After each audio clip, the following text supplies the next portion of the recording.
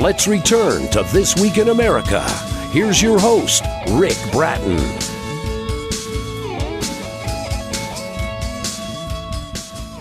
Welcome back, everybody, coast to coast. This Week in America, the Black Tide, an action-adventure novel by Perry DeFiore, is receiving rave reviews. The story of Ralph Mullen, a famous toxicologist who has done many investigations for the United States government and has recently retired.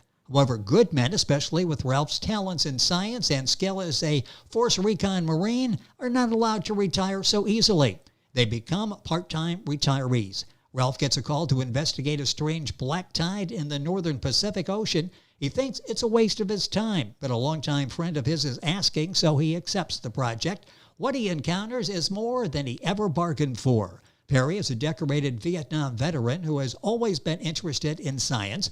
He was a junior high school principal in a foreign country for 20 years. During that time, founded a scientific society for the development of young scientists, taking them on various expeditions in Mexico. Perry has also been on expeditions with scientists in Argentina, France, Italy, Germany, and Mexico. Retired, he now dedicates his time to writing his novels. This is the second Ralph Mullen adventure. You can look for more to come. He's born, raised in Allentown, Pennsylvania, now residing and writes in Spring, Texas. Perry DeFiore, author of The Black Tide, is our guest on This Week in America. Hi, Perry. Welcome to the program. It's great to have you with us. Thank you. It is a pleasure to talk about this book. This is so interesting. I mean, it's really an exciting, well-done novel. But first of all, let's talk about the inspiration for you to write. I mentioned this background that you've had in education and in science, retired now in writing. Where does this come from? What's the inspiration to write for you? Well, actually, one of the roots is the reading. I read excessively. But the other is a blank piece of paper. I take a blank piece of paper, and for me, it is so exciting to be able to, with just words, create life, create stories, and give my readers all the different emotions that one has in life. And that keeps me going. Well, one story after another. You do that so well. When you start the story, do you know where the story is going to go? Do you have like an outline of where you're going to take this? Or is this one of these where let's see where the characters in the situation in the story take us? Well, when I actually write my stories in my sleep, I'll toss and turn all night with a story in my head. And when I get up in the morning, I've got the story. And oddly enough, and everybody, my wife included, is so surprised, I never forget it. It stays. So no matter how long it takes or how many days or weeks I am working on it, I never forget the story.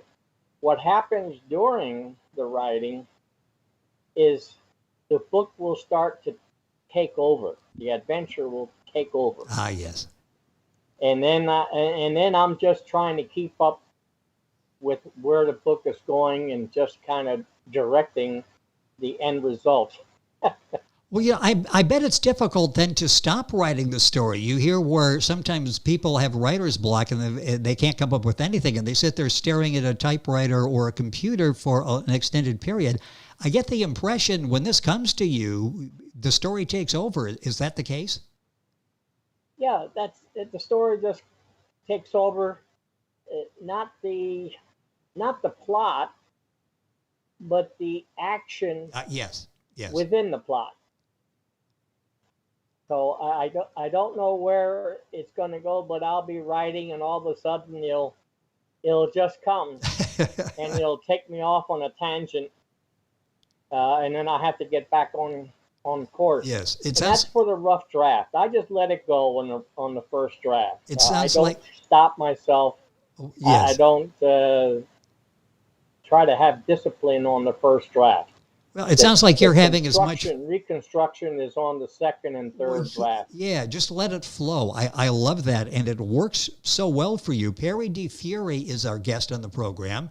This book is called The Black Tide. I'll spell DeFiore. It's DeFiore.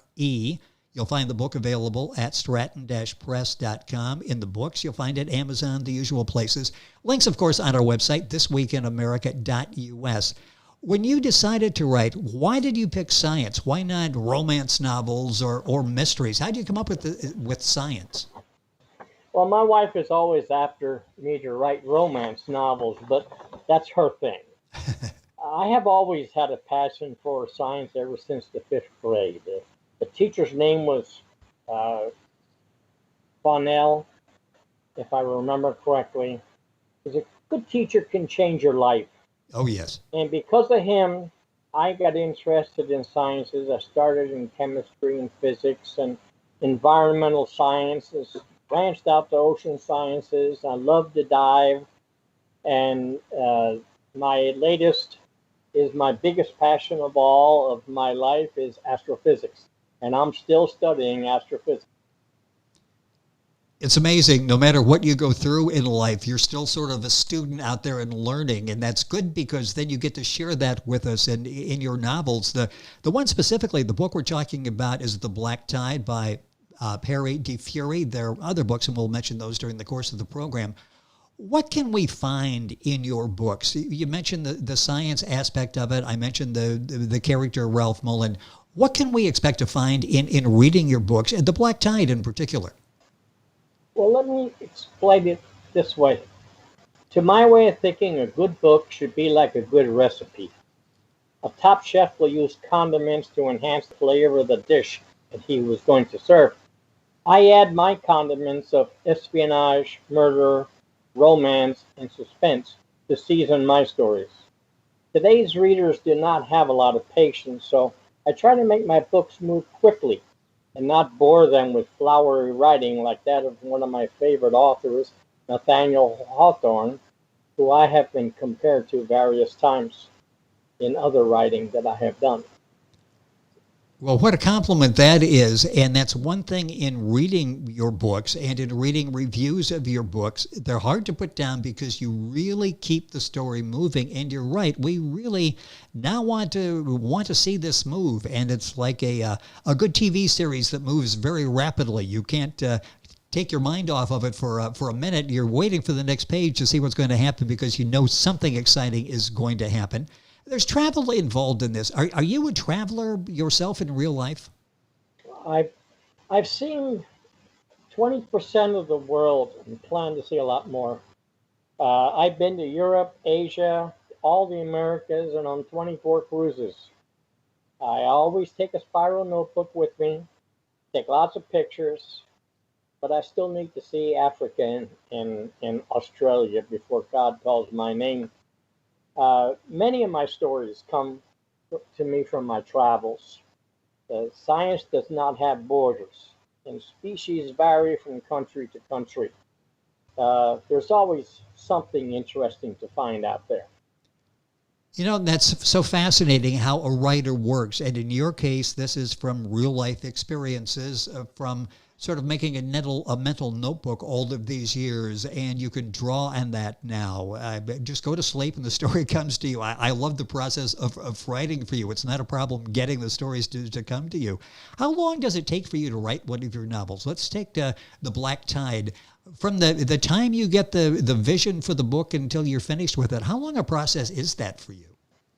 Well, I can write a first draft of a full-length novel in 3 to 6 months, depending on how much time my family gives me to write. My family is always first. The consequential rewrites, however many are necessary, may take another couple of months. Research requires at least a month. This coronavirus pandemic has given me unusual time, so I have written 2 books in the last 4 months, but that's not the norm. So in all, within like 9 months to a year, I can get a full-length novel like The Black Tide out. The book is The Black Tide. Perry DeFiore is our guest on the program. That's DeFiore.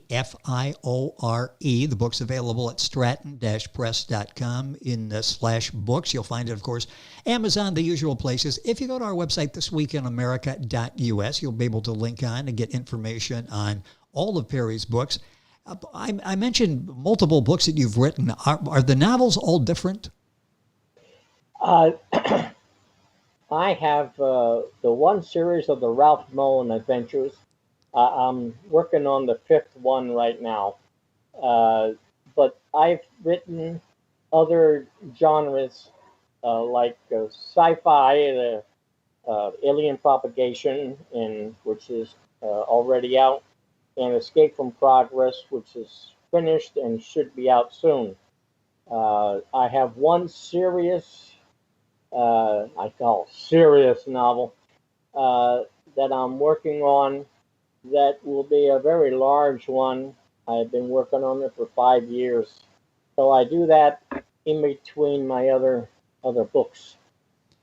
That's just amazing what you've been able to do since you've been retired and had the time. And unfortunately, I guess with the virus out there, it's kept everybody home. In your case, that's a good thing because you've been able to stay in the process of writing the books. What are you writing down the road? What are you working on now? You mentioned the novel, the serious novel you're continuing to work on. What do you have now? More Ralph Mullen books coming up? Well, I'm planning on at least another 5 more Ralph Mullen books. Great. This pandemic has given me ideas to write a book of how easily bio warfare can really affect the world, and it has given me ideas on writing a book including some kind of biological warfare problem. So I don't have any limit. The number of species in the world that are dangerous and people don't even know about that could really make a difference to our population are unlimited. There's so many out there. So I have enough material to write 100 books. Well, it sounds like it, and you're working on several at the same time, and you certainly have many going on in your mind as you're working on a particular book. Does that get confusing that you've got several you're working on simultaneously?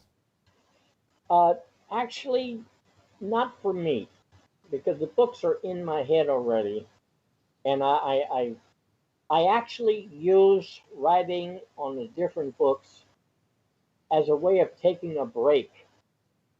Anytime, most writers should do this, that you'll write and then you walk away for a week or two from what you wrote and then come back to it and reread it and then rewrite it. So, and that's a methodology that writers use.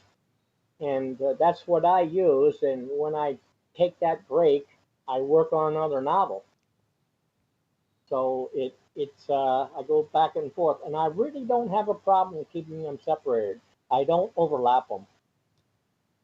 You know, it's interesting that The Black Tide by Perry DeFiore is our guest on the program. The Black Tide's available at stratton-press.com/books. You'll find information there. Also, of course, go to Amazon and information on all of the books that Perry has written. Let's talk a little bit. I alluded to this jokingly before, but writer's block. But do you ever get writer's block? It doesn't seem like you do. The ideas flow, but are there ever times when you've got an idea, but okay, where do I take the story now? And you struggle with that. Does that ever happen to you? The only time I struggle is when I want to give a message. It's more for writing an article. Like right now, I am entertaining the idea of writing a series of articles about the police because I'm very much against what the general public has done to belittle and undermine the good of the police across the nation, and I think they're wrong. I think I had that experience coming back from Vietnam. Everybody hated me because they Oh, didn't. yes. The general public didn't agree with the war, but that wasn't my fault. I was fighting for my country. Uh, and today, I think we need that same kind of reminder for the general public. So I'm just thinking about these articles, but I need information. So my struggle is more for the research than, if any at all, not Yes. for the writing itself. You know, as we're doing this video, and the video version of this you'll find on our YouTube channel, This Week in America, or if you go to our website, thisweekinamerica.us, and click on the icon there for videos, you'll see Perry. And you're working in an area, an office, it looks like. You've got the bookshelves, a lot of books behind you. Is that where you write? Do you have a particular area where, okay, I need to go there because that's where I get serious when I'm writing? Yes, I have a little hole in the wall. Uh, it reminds me of a pilot's cockpit. Uh, I have just a little wooden desk. Have my computer set up. My books are all around me, at fingers reach above me, to the left, to the right. Uh, I live with a thesaurus and a dictionary. Uh, so I am constantly going into one book or another as a reference. But I have behind me a collection of the top 100 books ever written, and I've read every one of them at Impressive. least once, and they help to maintain the quality of the writing that I do. Yeah, it's amazing. You've got a cockpit area, but it's a comfortable cockpit area. I can see where you could get comfortable there, surrounded by all of your books and the inspiration and the motivation from those. You know, I mentioned before, and I always say this, going to the typewriter. That shows you how old I am, that people actually use typewriters. Do you use I remember that. Yeah, do you use a computer now in your writing? Well, when I travel, I use spiral notebooks and I longhand write. Ooh. Then when I get home, I put everything in the computer. Today writers are forced to use a computer. There's no other option because the publishers are going to require everything Oh, yes. Yes. on file, electronic files. So you don't have a choice today. You have to write on a computer. Yeah, I can remember the days when typewriter and a yellow legal pad, and you can solve all the problems in the world with those two things. I still use yellow legal pads. All right, somebody else still that does do. that. Boy, even if they changed the color of the legal pads, I'd be in trouble. You get so used to using that. We got a couple minutes. Old habits are hard to break. They are hard to break. Give me a yellow legal pad, and I can work my way out of about any situation there. A couple minutes left in the program. I use the yellow legal pads for all my research. Boy, they come in handy, and kids are going to go, Mommy, what's a yellow legal pad? But believe me, they come in very handy. They worked for us for decades, and for many of us, they still do. Is there a certain time of day that you write? Are you one that, 6 in the morning, I've got to be there working, or is it more flexible? I am an early riser. Always have been, probably because of military training. Yes. And I'm up between 6 and 7. I'm up with the daylight, I guess. And my wife is the opposite. She has the reverse biological clock. She gets up 11, 12 o'clock. So she gives me a good 4 or 5 hours of non-interrupted writing. And that's really perfect for me. So I write every morning, 4 or 5 hours, and almost every day of the year. That's amazing. And I guess that's the discipline that it takes to be successful at writing, which Perry is. The specific book, and there are several that Perry has written, as he mentioned. We'll be talking about other books on future programs, but this one is The Black Tide by Perry DeFiore. That's DeFiore. You'll find it at stratton-press.com/books. In the book section, just go to strattonpress.com. And you'll find it, of course, at Amazon, the usual places. Go to our website, thisweekinamerica.us, link on, and go directly to get information on this book and all of the books that Perry has written. Perry, we'll have you back on the program. So much to talk about. This has been so much fun talking with you about the Black Tide on the program today. Thank you for sharing the story with us. Look forward to having you back on the program. Thank you. Pleasure to be here. Perry DeFiore, DeFiore. The book is The Black Tide. You'll find the book information available on our website, thisweekinamerica.us. And we're back on today's program after these messages. This Week in America is online. You can visit our website, thisweekinamerica.us. Scott Pinkerton, Associate Producer of This Week in America. Jay Anderson, Segment Producer. Ben Watson, Webmaster. Otto Bechet, Director of Engineering and TV Production. This Week in America produced and is a trademark of Blue Funk Broadcasting, LLC. For information on all of our guests and to listen to this week's show, our website again at thisweekinamerica.us. And I'm Sean Bratton, Executive Producer of This Week in America.